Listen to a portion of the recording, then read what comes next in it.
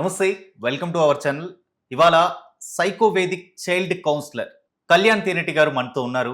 ఒకసారి వారితో మాట్లాడి తెలుసుకుందాం. నమస్కారం అండి. నమస్తే అండి. ఇంట్రోవర్ట్ పిల్లలు అనేది చాలా ఎక్కువగా అయిపోయారు ఇప్పుడు చూసుకుంటే. వాళ్ళు ఎందుకు ఇంట్రోవర్ట్గా మారుతున్నారు? ఇంట్రోవర్ట్గా మారడం వల్ల ఫెయిల్యూర్గా ఫ్యూచర్లో వాళ్ళ సక్సెస్ అనేది ఫెయిల్యూర్గా అయిపోతుంది.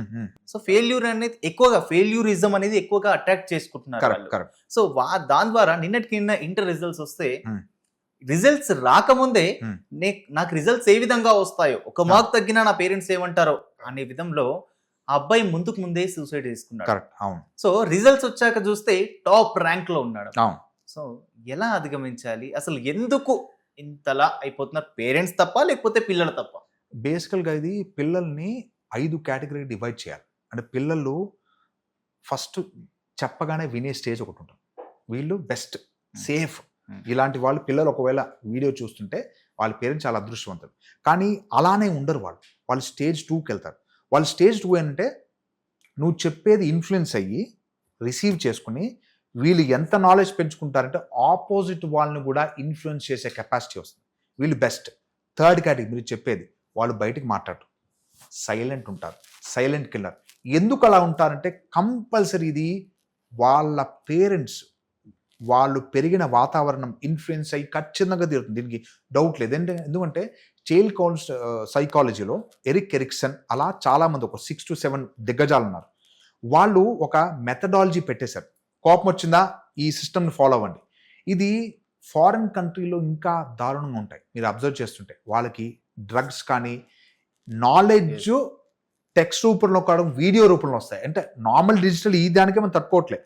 అక్కడ నెక్స్ట్ లెవెల్లో ఉంటుంది. దానివల్ల వాళ్ళు అక్కడ డేంజరస్ సిచ్యువేషన్స్ ఎదుర్కొన్నారు పేరెంట్స్. నాకు ఇప్పటికీ ఫారెన్ నుంచి యూకే నుంచి అందరు క్లయింట్స్ వస్తుంటారు. ఆట్ టైం నాకు ఆపోజిట్ టైం. వాళ్ళు వినరు మాట. వాళ్ళు డ్రగ్స్ అడిక్టెడ్.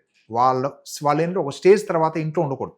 వాళ్ళు సపరేట్గా డార్మెంట్స్ అంటారు, అక్కడ ఉండాలి, సపరేట్ ప్లేస్లోకి వెళ్ళి ఉండాలి. పేరెంట్స్ ఉండకూడదు అన్నమాట కండిషన్ అది. అలా వెళ్ళిపోతుంటే వాళ్ళకి ఇండివిజువాలిటీ అనేది పెరిగిపోయి వాళ్ళు కంట్రోల్ పోతుంది. సో అందుకే ఈ ఫాలోయింగ్ ప్రొసీజర్స్ ఏంటేంటి చేస్తున్నామో ఎక్కడ మిస్ అవ్వకుండా డే 1 నుంచి డే సో అంటే వాళ్ళు ఏజ్ పెరిగే కొద్దీ వాళ్ళని కరెక్ట్గా హ్యాండిల్ చేయకపోతే డేంజరస్ థింగ్స్ వస్తాయి, కంపల్సరీ వస్తాయి. దాన్ని మనం మాడిఫై చేయడానికి అప్పుడు బాధపడాలి. ఈ ఇంటర్ లోపల సెల్ఫ్ కంటెంట్ లోపలే బయటకు చెప్పకుండా ఎవరో పిల్లలు ఉన్నారో వాళ్ళకి నేను నీకు ధైర్యంగా ఉంటాను, నువ్వు నాతో చెప్తే సేఫ్ అనే భావన ఉంటే తప్ప వాళ్ళు ఓపెన్ అవ్వరు. అందుకే ఇంట్రోవర్ట్ ఉన్న పిల్లలు ఫ్రెండ్స్ని కరెక్ట్గా లెక్కేస్తే 2 కంటే ఎక్కువ ఉండరు. 3 మహా అయితే మ్యాక్సిమం 5. అండ్ ఇంట్లో కూడా అమ్మతో కానీ నాన్నతో కానీ ఎవరితో ఒక్కరితో అమ్మతో ఎక్కువ కనెక్ట్ ఉంటారు. వాళ్ళు ఏదైనా కావాలంటే నాన్న తిడతారు. ఫిక్స్ అనమాట. అరే తిట్టర్రా, అడుగు, లేదు నువ్వు అడిగి చూడు అని ఇటు నుంచి చెప్తుంటారు. వీళ్ళకి డేంజరస్ థింగ్ ఏంటంటే ఇంట్లో అందరూ అట్మాస్ఫియర్లో ఉన్నప్పుడు ఇంట్రోవర్ట్స్కి ప్రాబ్లం లేదు, మేనేజబుల్. కానీ వీళ్ళు ఇప్పుడు మీరు అన్నారు ఎగ్జామ్స్, వాళ్ళు కార్నర్కి వెళ్ళిపోతుంది. ఇప్పుడు నన్ను బయటకు వస్తే సమాజం ఏముంటుందో, మా మావయ్య వాళ్ళ కొడుక్కి బాగా వచ్చింది, మా సోయిన్సో వాళ్ళకి అవి వచ్చింది, వాడు మార్క్స్ వచ్చేసి వాడు చాలా జమ్ము.